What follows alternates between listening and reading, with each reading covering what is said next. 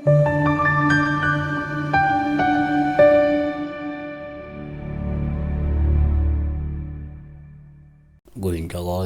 ukukhuluma nawe, siyathoba. Kama kupastor ngithelile uflick.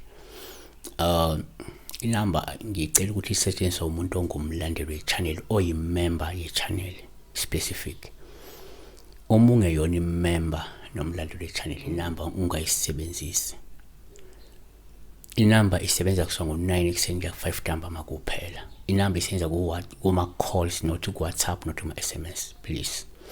Sibheka la, shuthi siqhubeka nodaba la lukaTsamansa 92 51 uthi kahle uTsamani SA 92 51 uthi nikhulume ngathi nanifuni yini senanca kakhulu nokuhlaziya umbhedo. So besikhuluma ngephupho lokuphupha ukugwaza noma ukugwazwa, yabona. So siyabonga kakhulu kuPaula kwakho kuhle kangaka, uNkulunkulu wami. Ingabe ngangiwuphi naye ngikhuluma naye ngikhombisa ukufuna ukuncengwa nokuhlaziya umbhedo. Ngiyacabanga ukuthi yena uTsamansa noma uTsamani uhlaziya ke into ecacile ephusile yena kunathi. Angikhompete namuntu ke mina nganza kwethu.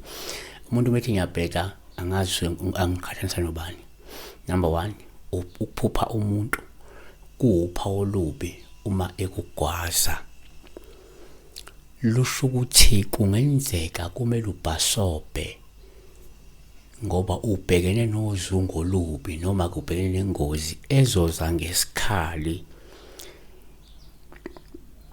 Kuyenzeka vele uma uphupha bekugwaza uthola vele wena uyaxwayiswa ngesimo sengozi ezayo kuwe yokugwazwa.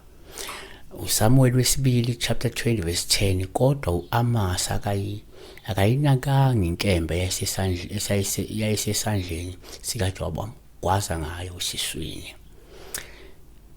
2, ngokujwayelekile uma uphupha umuntu kuwuphawu olubi uma ekugwaza luvamile ukuthi lukhombe ukuthi kungenzeka kunesitha ekusikuzama ukukugadla ngemithi emibi futhi eyingozi kuwe. Shila khona lo muntu uyakukhwifa ngemithi emimbi. uNumero 25 verse 8, wamlandela umuntu wakwa-Israyeli wangena etendeni wamgwaza bobabili, indoda yakwa-Israyeli nowesifazane esiswini sakhe. 3, kwesinye isikhathi uma uphupha umuntu uphawu olubi uma ekugwaza lungabuye lukhombe ukuthi kungenzeka abathakathi bayakugadla, bayakucupha ngemithi emibi ezokwenza uvukelwe abantu,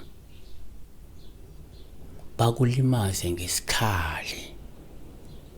Ngoba abathali bayakwazi ukuthi hambe becuphe ukuthi nje sifuna lona bemgwaza abantu bemlimaze ngesikhali, kanti lento siyisenzo esenziwe yakhiwe. uSamuel wesibili chapter 3 verse 27, uAbineri esebuyele eHebroni uJowabi wamchezukisela phakathi kwesango ukuba akhulume naye bebodwa, wamgwaza lapho eswini. 4, kuyenzeka uma uphupha umuntu kuba uphawu olubi uma ekugwaza olukwesinye isikhathi ke olungaveza lokuthi kungenzeka kunomuntu ongasekho owandlula emhlabeni ngesikhali, langavalwa inxeba futhi langagezwa, langahlanjululwa. Manje usesondela ke nalo khondolo, usondela nalo mkhokha wesikhali odinga ukuthi nisukume niwulungise niwuvale. Siyabonga kakhulu ke besibheka lana ukuphupha ugwazwa umuntu, uphupha umuntu ekugwaza noma abantu bekugwaza. Siyabonga kakhulu ke uNkulunkulu akakulonde.